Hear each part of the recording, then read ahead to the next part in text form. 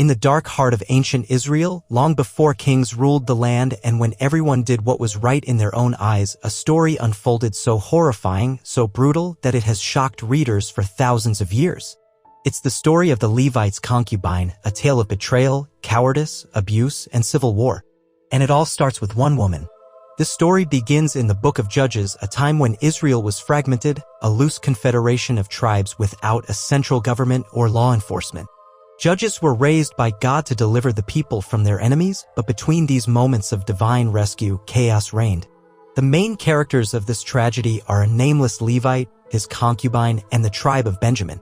The Levite, a man from the hill country of Ephraim, wasn't just an average Israelite. Levites were from the tribe set apart for religious duties, a tribe not given land but given the responsibility to teach the law and serve in religious roles. You'd expect a Levite to be a man of integrity, someone who would uphold justice and protect the vulnerable. But this Levite? He fails every expectation. He had taken for himself a concubine from Bethlehem in Judah. In ancient Israel, a concubine was considered a secondary wife. She had a lower social status and fewer rights. Often, these women were treated as property. The Levite's concubine eventually left him and returned to her father's house in Bethlehem. The Bible says she was unfaithful to him, but this word is debated. Did she commit adultery? Or did she flee from an abusive situation? The text doesn't say. But 4 months passed before the Levite decided to retrieve her. That's when things started to spiral. The Levite goes to her father's house and is met not with hostility but with hospitality. Her father warmly welcomes him. They eat, they drink, they enjoy one another's company. For 5 days, the father keeps convincing the Levite to stay, offering food and drink, trying to delay his departure. It's almost like he knows something dangerous awaits them on the road. Finally, on the 5th day, the Levite insists on leaving. But they depart late in the day. That's a problem. Traveling at night in ancient Israel was dangerous. No lights, no protection, no police. Bandits, wild animals, or worse could strike at any moment. The Levite has his servant, his concubine, and a couple of donkeys. As the sun begins to set, they reach Gibeah, what would later become Jerusalem. But the Levite refuses to stay there. Why? Because at the time, Jerusalem wasn't controlled by Israelites. It was a city of foreigners, the Jebusites. The Levite insists on continuing until they reach Gibeah, a town of fellow Israelites from the tribe of Benjamin. Surely they'd be safe among their own people. That assumption would prove fatal. They arrive in Gibeah just as night falls. According to ancient customs of hospitality, travelers would sit in the town square and wait for a local to offer them shelter. That was expected. That was culture.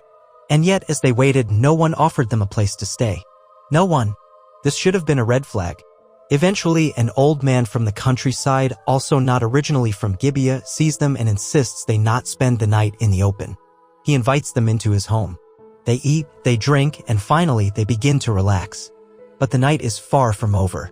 As they're eating and settling in, a mob of men from the town surrounds the house.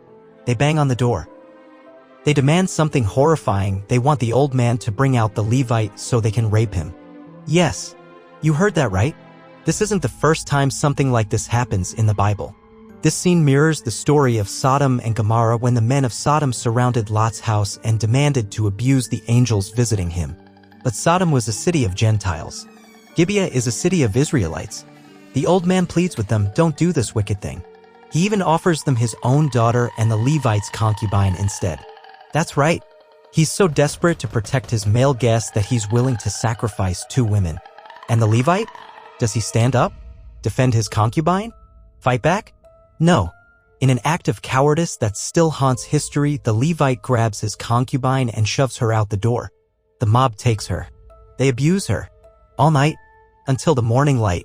When dawn breaks, the woman stumbles back to the house and collapses at the door, her hands reaching out for help. The Levite? He opens the door in the morning, finds her lying there, and coldly says, "Get up. Let's go." There is no response. She's dead. Now here's where the story takes a dark and grisly turn. The Levite picks her up, puts her on his donkey, and returns home. And when he gets there, he does something no one could have predicted. He takes a knife, and he cuts her body into 12 pieces. 12? And then he sends 1 piece to each of the 12 tribes of Israel. What kind of message is that? It worked. The tribes are horrified, outraged. They come together at Mizpah for 100,000 strong, demanding to know what happened. The Levite tells his version of the story, but listen carefully. He leaves out some key details. He doesn't mention offering the concubine to the mob himself. He paints himself as the victim. Fueled by righteous anger, the Israelites demand justice. They go to the tribe of Benjamin and ask them to hand over the men of Gibeah who committed the crime. Benjamin refuses. They choose tribal loyalty over justice.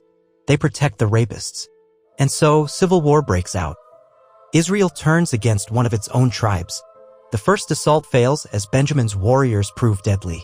But eventually, after much bloodshed and desperate prayer, the Israelites defeat Benjamin.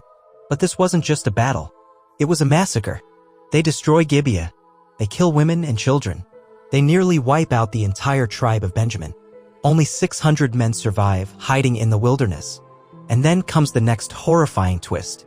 The other tribes swear they'll never give their daughters to the Benjaminites.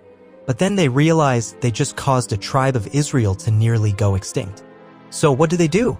They find a town, Jabesh-Gilead, that hadn't joined the war. They attack it, kill every man, woman, and child except 400 virgin girls. They give those girls to the surviving Benjaminites as wives. But that's not enough. They then tell the Benjaminites to go to a festival in Shiloh and kidnap girls who were dancing there. Literally seize them from the fields and make them their wives. So, the cycle of violence continues. Innocent women are again treated as property. The solution to rape and war is more abduction and forced marriage. The Book of Judges ends with one chilling line. In those days there was no king in Israel. Everyone did what was right in his own eyes. That's not just a statement. It's a warning. So, what can we take away from this nightmare? First, the story isn't about one evil town. It's about a society in collapse. A society where women had no protection. Where hospitality failed. Where leaders were cowards. Where justice was twisted. And where people chose tribalism over truth. Second, this story holds up a mirror. It forces us to look at the worst of humanity. Not from enemies, but from within. It asks hard questions. What happens when there's no accountability? When bystanders stay silent? When power is abused and the innocent are sacrificed for convenience? And finally, it reminds us that without justice, chaos reigns. The Levite's concubine may have been nameless, but her story still speaks today. She cries out, not just from the doorsteps of Gibeah, but from every moment in history when the vulnerable are betrayed by those who should protect them. Some say this story shouldn't be in the Bible, that it's too violent, too dark, but maybe that's the point. The Bible doesn't sugarcoat reality. It doesn't pretend its heroes are perfect. It shows the raw, unfiltered consequences of moral collapse. The story of the Levite's concubine is not one of hope, but it is one of warning. And sometimes warnings are what we need most.